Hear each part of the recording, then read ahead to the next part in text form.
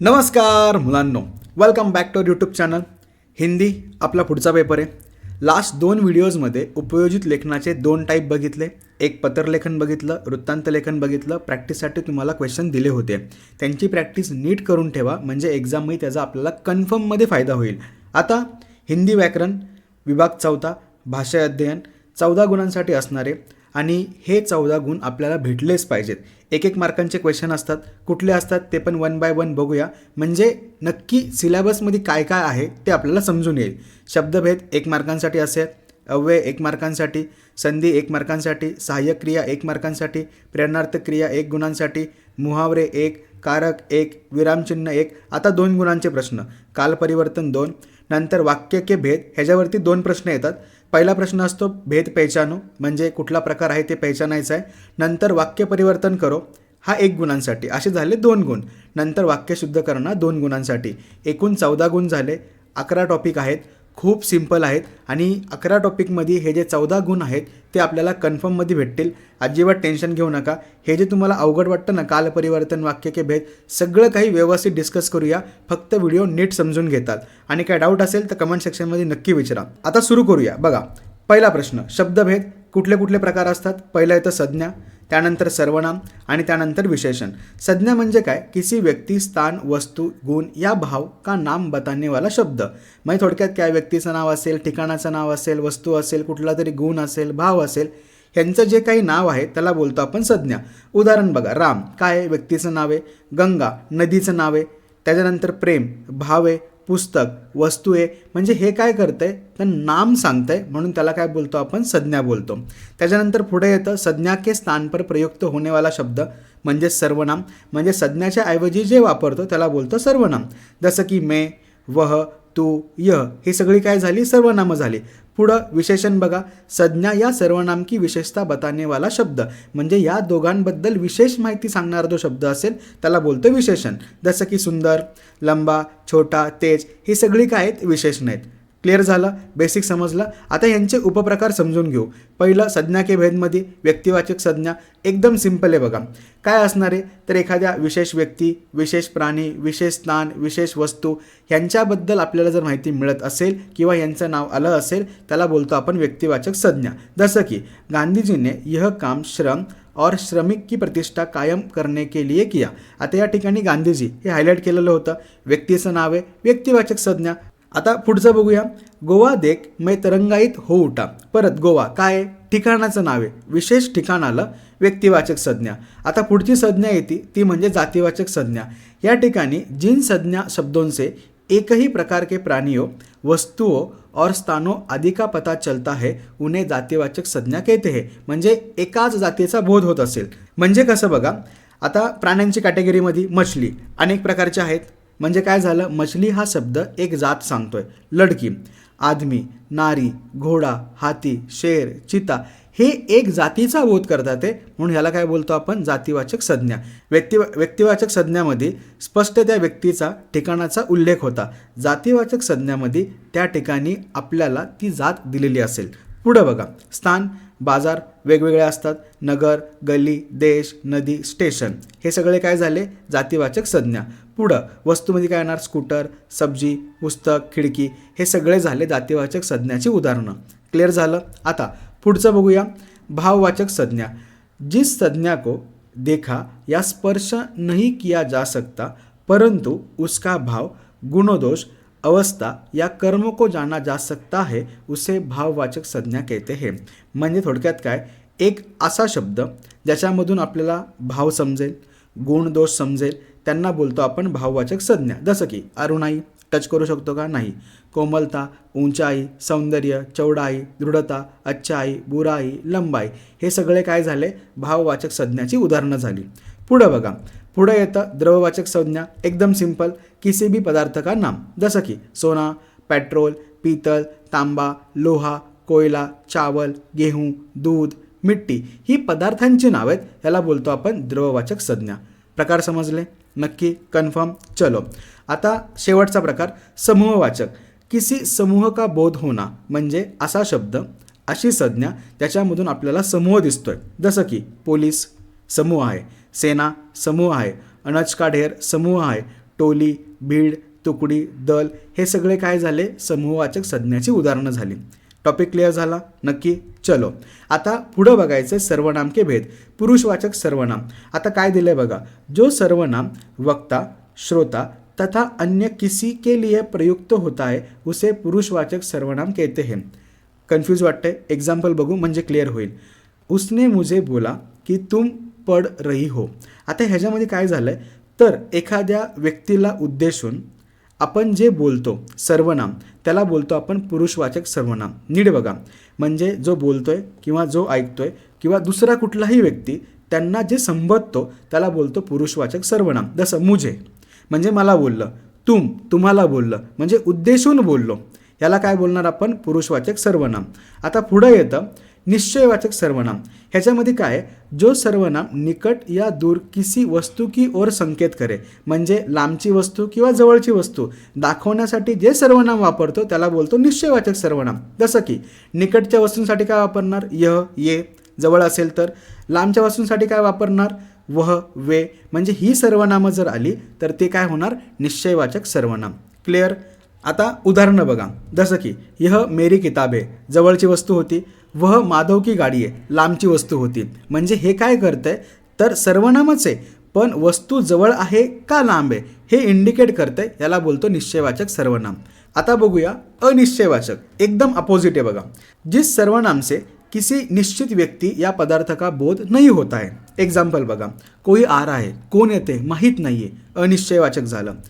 दरवाजे पर कोई खडा आहे, कोण आहे माहीत नाही आहे पण सर्वनाम सांगितलं कोई, हे सर्वनामच आहे पण कुणासाठी बोललो हे या ठिकाणी मेन्शन केलेलं नाही आहे, ह्याला बोलतो आपण अनिश्चयवाचक सर्वनाम. क्लिअर नक्की. चलो अजून एक बघा, स्वाद में कुछ कम है. परत काय कमी आहे माहीत नाही पण सर्वनाम म्हणून वापरलं गेलेलं आहे. आता कुछ सेब यहाँ पडे है, किती आहेत माहीत नाही आहे म्हणजेच काय झालं अनिश्चयवाचक सर्वनाम. डन.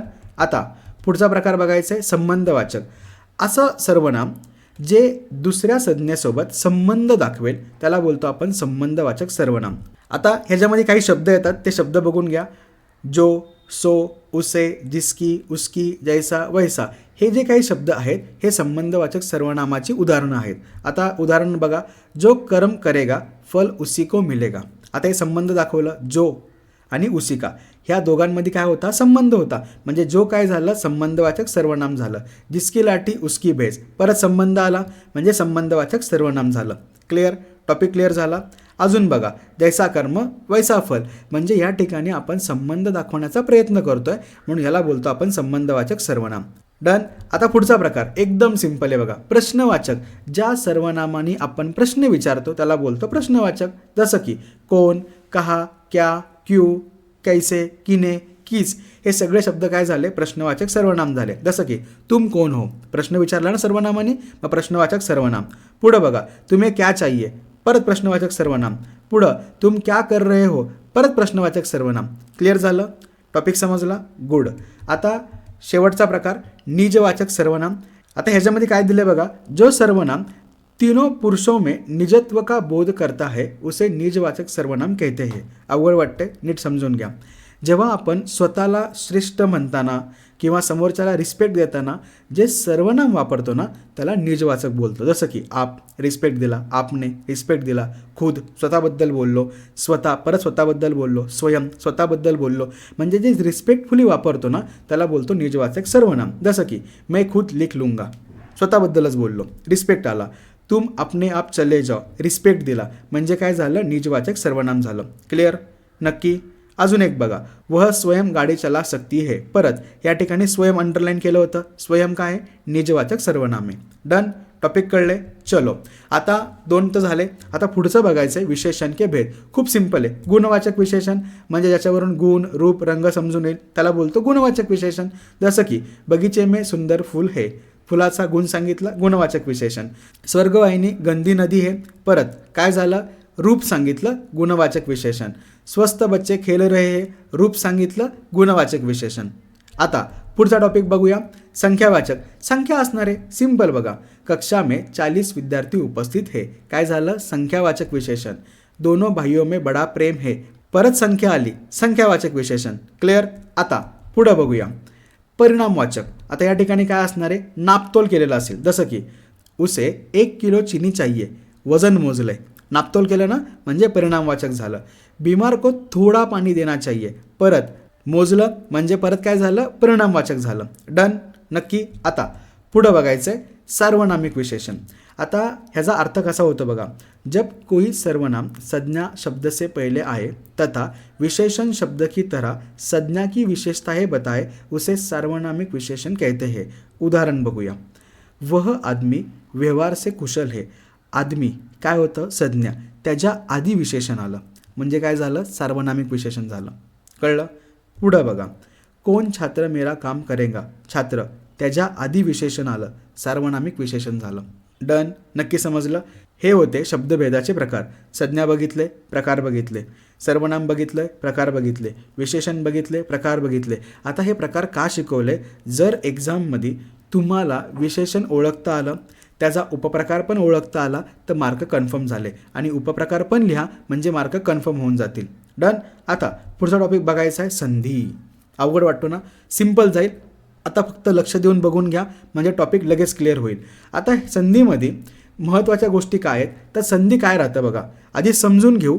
संधी विग्रह करताना ही गोष्ट आपल्याला नक्की कामाला येईल. जब दो शब्द या वर्ण आपस में मिलते हैं और उनके मेल से ध्वनियों में परिवर्तन होता है उस प्रक्रिया को संधी कहते हैं. म्हणजे थोडक्यात काय, दोन शब्द आले आणि त्यांच्यापासून वेगळा ध्वनी तयार झाला, त्याला काय बोलतो, संधी बोलतो. तसं बघा, विद्या अर्थी, दोघांचा आवाज वेगळा आला, विद्यार्थी वेगळा साऊंड प्रोड्यूस झाला. रवी इंद्र, रवींद्र साऊंड वेगळा येतोय. कळलं. ध्वनियों में परिवर्तन झालं. जगन्नाथ, जगन्नाथ आला आवाज वेगळा. म्हणजे थोडक्यात काय आहे की दोन वर्ण किंवा दोन शब्द एकत्र येऊन कुठला तरी वेगळा आवाज तयार होतोय, या प्रक्रियेला आपण काय म्हणतो, संधी म्हणतो. म्हणजे विग्रह करताना आपल्याला सगळ्यात महत्त्वाची गोष्ट शब्दांमध्ये कुठला आवाज येतोय हे जर समजलं तर संधीचे प्रकार नक्की समजून येतील. मग आता संधीचे प्रकार कुठले कुठले पडतात. स्वरसंधी म्हणजे उच्चार करताना स्वराचा आवाज येईल. व्यंजन संधी उच्चार करताना व्यंजनाचा आवाज येईल. विसर्ग संधी उच्चार करताना विसर्गाचा आवाज येईल. कळलं. म्हणून हे बेसिक समजून घ्या. जर विग्रह करताना आपल्याला स्वराचा आवाज आला, सिंपल स्वरसंधी, व्यंजनाचा आवाज आला, व्यंजन संधी, विसर्गाचा आवाज आला, विसर्ग संधी, किती इझी आहे. पण तुम्ही डायरेक्टली काय करता, हितून शिकता, म्हणून प्रॉब्लेम आहे. त्यामुळं डेफिनेशन सांगितली. आता प्रक्रिया समजली. चलो आता पहिलं बघूया स्वरसंधी. दो स्वर के मेल से किसी एक स्वर या दोनों स्वरों में जो परिवर्तन होता है उसे स्वरसंधी कहलाते हैं. जसं की उदाहरण बघा. आता अ ह्याच्यापासून आचा आवाज तयार होईल. ई दुसरी ई तयार होतीये. उ दुसरा उ तयार झाला. किंवा एक ऱ्हस्व एक दीर्घ असेल तरी पण दीर्घच होणार. जसं ई झालं, आ झालं, उ झालं. आता हे महत्त्वाचे नीट समजून घ्या. आ ई ह्याच्यापासून ए होतो. म्हणजे मात्रा आला तर आपल्याला विग्रह करताना हे दोघं लक्षात ठेवायचे आहेत. परत ओ आलं तर हे दोघं लक्षात ठेवायचे आहेत. ऐ आलं तर ह्या दोघांना लक्षात ठेवायचं आहे. औ आलं तर या दोघांना लक्षात ठेवायचं आहे. हे तर आपण पहिले दुसरी शिकलो आहे, बरोबर की नाही. त्यामुळे हेच वापरायचं आहे, अजिबात कन्फ्यूज होऊ नका. आता उदाहरणं बघा. विद्यार्थी काय दिसतं इथं, आचा आवाज येतोय बघा. विद्यार्थी आचा आवाज आला, मग काय झालं, विद्या अर्थी. बघा अ आणि आ काय होत आहे, आ झाला. दिसलं, नक्की समजलं. पुढं बघा.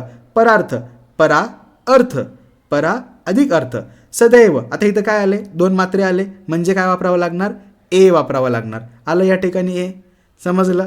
पुढं बघा. महात्मा आचा आवाज आला, महा अधिक आत्मा. कळलं.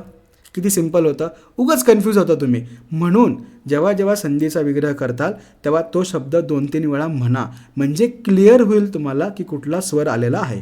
डन, नक्की समजलं, शुअर. आता पुढं बघायचं आहे व्यंजन संधी.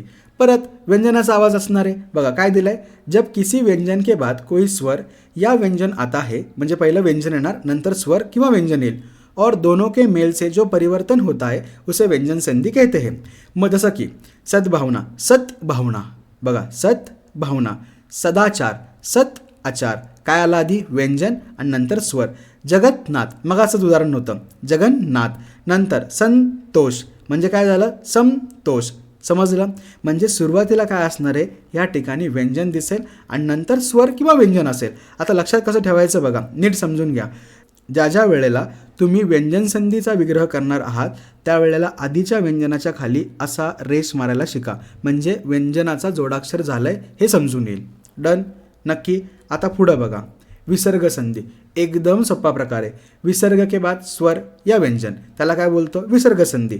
आता हे ओळखायचं कसं ह्याची ट्रिक पण सांगतो, नीट ऐका. निष्कपट, निशः कपट, अंतःचेतना, अंतःचेतना, निस्संदेह, निस्संदेह, दुर्लभ, दुर्लभ. आता ट्रिक समजून घ्या. जेव्हा असा श येईल, च येईल, स येईल, रफार येईल, त्या वेळेला विसर्ग संधी येते. समजली ट्रिक? नक्की. परत एकदा ऐका. ज्या वेळेला श, च, स आणि रफार येईल त्या वेळेला आपल्याला विसर्ग संधीनुसार विग्रह करायचा आहे. समजला टॉपिक? नक्की. शुअर. आता काहीतरी काम देतो, घ्या काम. आता ह्यांचा विग्रह करायचा आणि संधी करायची आणि मला कमेंट सेक्शनमध्ये नक्की सांगायची, म्हणजे संधीचा जो 1 मार्क आहे तो आपला फिक्स झाला. बघा, एक मार्क महत्त्वाचा आहे. एक मार्क मिळवत गेलो तर 14 मार्क मिळतील. कुठलाही टॉपिक आपल्याला स्किप करायचा नाही आहे. आता पुढचा टॉपिक बघूया. पुढचा टॉपिक आहे सहाय्यक क्रिया. एकदम सिंपल क्वेश्चन आहे बघा, एकदम सिंपल, लगेच समजून येईल तुम्हाला. आता सहाय्यक क्रियेमध्ये प्रश्न कसा येतो पहिलं ते समजून घेऊ. इन वाक्यों में से किसी एक वाक्य की सहाय्यक क्रिया को पहचान कर उसका मूल रूप लिखना है. म्हणजे जी क्रिया असेल ना ती क्रिया ओळखायची. जसं की ह्या ठिकाणी शेवटलाच क्रिया असती पोहोची. आता ह्याचं काय करायचं आहे? मूळ रूप लिहायचं आहे. कसं येतं मूळ रूप बघा, टेबलच्या फॉर्ममध्ये लिहायचं आहे. पहिला सहाय्यक क्रिया पोहोची, मग मूळ क्रिया काय असणार आहे? पोहोची म्हणजे पोहोचण्याची क्रिया झाली, पोहोचना. समजलं? नक्की. पुढं बघा, फाटक से पहिले ही गाडी रोक दी. आता या ठिकाणी काय होतं? तर दी म्हणजेच काय? तर दे ना. किती सिंपल आहे. समजलं? शेवटी काय वापरलं आहे? ना वापरलं आहे. क्लिअर? पुढं बघा, नोकरी के लिए आवेदन कर चुका. परत काय असणार आहे? चुका, चुकना. शेवटी काय वापरायचं आहे? ना वापरायचं आहे. समजलं? किती इझी आहे. पुढं बघा, सी रचन का मुंह लाल हो गया. आता या ठिकाणी गया, आता इथं कन्फ्यूज होतात. गया म्हणजे काय? जाण्याची क्रिया झाली म्हणजे जाणं आलं. म्हणून हे एक्झाम्पल मी मुद्दाम घेतलं. समजला? टॉपिक समजला? झाला 1 मार्क. किती सिंपल होता, 1 मिनिटात समजून घेतला. कळला प्रत्येकाला? चलो, आता पुढचा टॉपिक बघायचा आहे, प्रथम प्रेरणार्थक आणि द्वितीय प्रेरणार्थक. हे तर त्याच्यापेक्षा सिंपल आहे. बघा, समोर उदाहरणं दिसतात. ते आपल्याला टेबलच्या फॉर्ममध्ये दिलं असणार आहे. क्रिया दिलेली असेल, प्रथम प्रेरणार्थक आणि द्वितीय प्रेरणार्थक लिहायचं असेल. प्रथम प्रेरणार्थक लिहिताना काय दिसतंय? सुखना म्हणजेच काय? सुखाना. मूळ क्रिया आली. रोना, रुलाना. फैलना म्हणजेच फैलाना. लिखना, लिखाना. भूलना, भुलाना. देखना, दिखाना.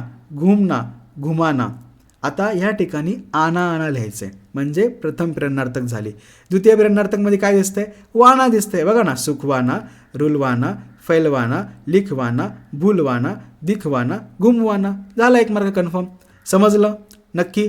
मगाचा टॉपिक पण सिंपल होता, हा टॉपिक पण सिंपल होता, म्हणजे ह्याचे 2 मार्क तर कन्फर्म झालेच पाहिजेत. डन. आता पुढं बघा, अजून उदाहरणं. बनना, बनाना, बनवाना. खाना, खिलाना, खिलवाना. धुलना, धुलाना, धुलवाना. पीसना, पिसाना, पिसवाना. चलना, चलाना, चलवाना. मिलना, मिलाना, मिलवाना. शेवटी आना आलं तर प्रथम प्रेरणार्थक, द्वितीय प्रेरणार्थक करताना शेवटी वाना वापरायचे. डन. नक्की. चलो, आता पुढं बघूया कारक. महत्त्वाचा प्रश्न आहे बघा. आता ह्याच्यामध्ये कन्फ्यूज नाही व्हायचं. सिंपल गोष्टी सांगतो त्या नीट समजून घ्या. आता कारक म्हणजे बेसिकली काय असतं ते समजून घेऊया. क्रिया से संबंध बनाने वाला शब्द, त्याला काय बोलतो आपण? कारक बोलतो. जसं की बघा, पर्यटन में बहुत ही आनंद मिला. आता या ठिकाणी जो हा मै आला आहे ना ह्याला बोलतो आपण कारक. जर समजा मी मै काढला, पर्यटन बहुत ही आनंद मिला, अर्थ लागतोय? नाही लागत आहे. म्हणजे हा शब्द काय करतोय? क्रियेसोबत संबंध बनवण्याचं काम करतोय, म्हणून ह्याला काय बोलतो आपण? कारक बोलतो. क्लिअर? नक्की. कारक म्हणजे काय? क्लिअर झालं. आता कारक के भेद कुठले असतात ते बघा. एकूण एवढे सगळे भेद आहेत, खूप सिंपल आहेत बघा. कर्ताकारक म्हणजे ने असणार आहे. कर्मकारक म्हणजे को असेल. करणकारक म्हणजे से द्वारा असेल. संप्रदानमध्ये को केलीय असेल. अपादानमध्ये से असेल. संबंधमध्ये हे सगळे शब्द दिसतील. अधिकरणमध्ये मै पर असेल. संबोधन म्हणजे एकदम सिंपल, एक्सक्लेमेटरी मार्क आला, अरे, हे, अजी यांसारखे शब्द आले तर संबोधनकारक झालं.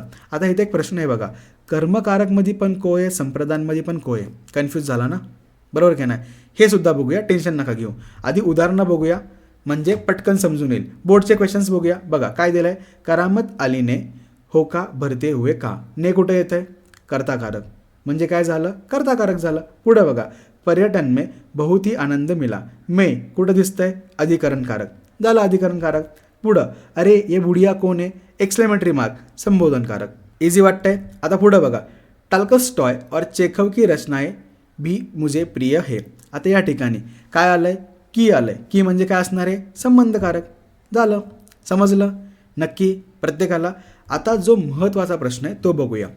को याही ठिकाणी बघा, शेर ने हिरण को खतम किया.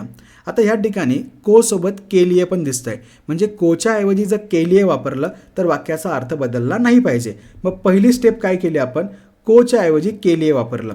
आता वाक्य वाचून बघूया.